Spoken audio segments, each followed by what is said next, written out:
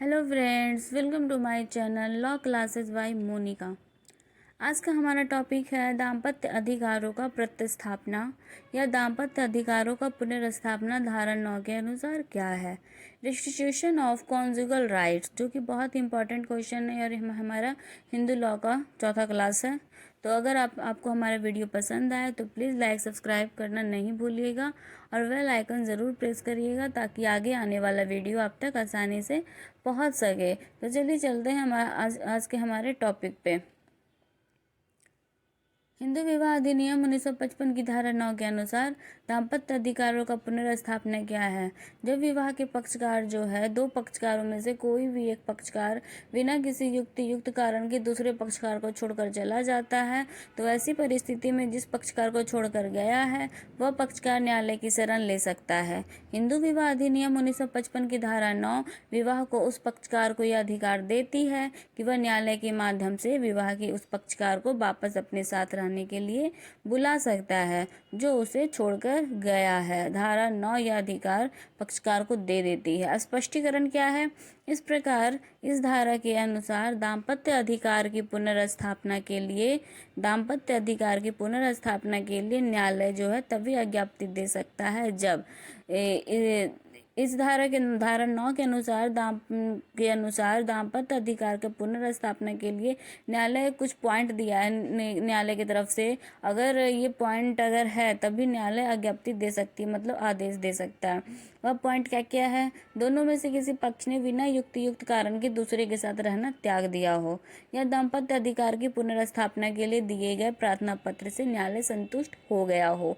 तीसरा पॉइंट है प्रार्थना पत्र अस्वीकृत किए जाने के लिए कोई वैध आधार ना हो। उपचार इसका क्या है? धारा 9 के अंतर्गत दिया गया अधिकार जो है वो विवाह के ऐसे पक्षकार के पक्ष में है जो विवाह को समाप्त नहीं करना चाहता है और ना ही न्यायिक पृथक्करण चाहता है।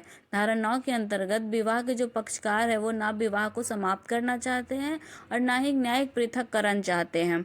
यदि विवाह का वह पक्षकार जिसके विरुद्ध दाम्पत्य अधिकार के पुनर्स्थापना संबंधी आज्ञप्ति पास हो गई है और आज्ञप्ति का पालन 1 वर्ष अथवा अधिक समय के लिए नहीं करता है, तो दूसरे पक्षकार को धारा 13(1)(a) के अधीन विवाह विच्छेद की याचिका दायर करके विवाह समाप्त करवाने का अधिकार हो जाएगा। न्यायिक पृथक्करण का अगर आपने हमारा पिछला वीडियो नहीं देखा है तो उसमें विवाह विच्छेद और न्यायिक पृथक्करण में क्या अंतर है उसमें अच्छे से डिटेल से मैं समझा चुकी हूँ, तो आप हमारा वो वीडियो जरूर देख लीजिएगा। इसमें एक केस है अन्ना साहेब बनाम ताराबाई। इस मामले में यह निरूपित किया गया कि इस धारा में अनुतोष उसी दशा में प्रदान किया जाएगा जब न्यायालय इस बात से संतुष्ट हो जाएगा कि विवाह का दूसरा पक्षकार बिना किसी युक्त कारण के अलग हो गया है। युक्त कारण की व्याख्या कहीं नहीं की गई है। हिंदू विवाह अधिनियम 1955 की धारा 9 की संवैधानिकता क्या है? हाल ही में हमारे 2 उच्च न्यायालय आंध्र प्रदेश और दिल्ली उच्च न्यायालय के समक्ष यह प्रश्न आया कि क्या दाम्पत्य अधिकारों के प्रतिस्थापना का अनुतोष व्यक्ति की स्वतंत्रता के मौलिक अधिकार के विरुद्ध है? तो आंध्र प्रदेश उच्च न्यायालय ने इसका सकारात्मक उत्तर दिया जबकि दिल्ली उच्च न्यायालय ने इसका नकारात्मक उत्तर दिया। इसमें एक केस ऐसे संबंधी सरोज रानी बनाम सुदर्शनम कुमार चड्ढा।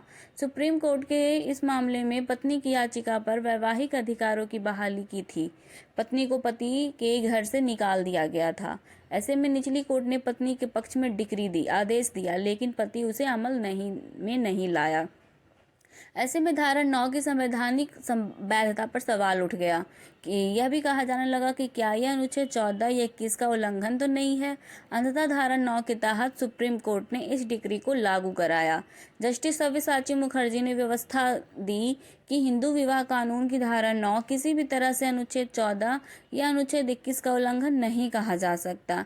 एक तरह से यह सामाजिक पक्ष को हल कर रहा है ताकि शादियों को टूटने से रोका जा सके। धारा 9 का सामाजिक और कानूनी पक्ष भी यह है कि किसी भी तरह से दोनों पक्ष को अलग होने से बचाया जा सके। इसमें एक अहम पक्ष है कि और यह धारा उसे परिपूर्ण करने में मदद करती है। युक्ति युक्त कारण क्या है? हिंदू विवाह अधिनियम 1955 की धारा 9 के अंतर्गत विवाह के किसी पक्षकार को एक पक्षकार द्वारा जब छोड़कर जाया जाता है तो इस छोड़कर जाने के पीछे कोई युक्ति युक्त कारण होना चाहिए।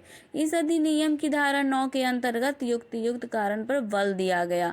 युक्ति युक्त कारण क्या होगा? यह हर एक मामले की परिस्थितियों के अनुसार बदलता रहता है। इसमें केस है NR राधाकृष्णन बनाम N लक्ष्मी।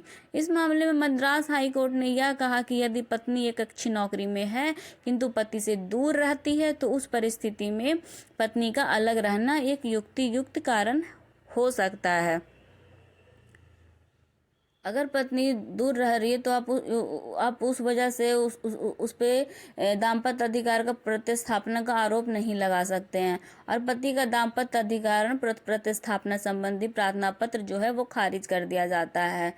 केस जो है इसमें दूसरा केस है विजय दा बनाम श्रीमती आलोक दा।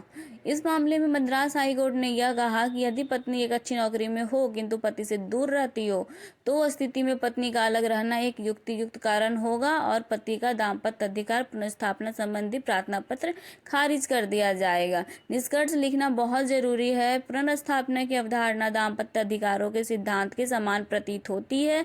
जब कोई व्यक्ति भावनात्मक रूप से दूसरे से अलग हो जाते हैं तो उन्हें एकजुट करना वाकई मुश्किल हो जाता है।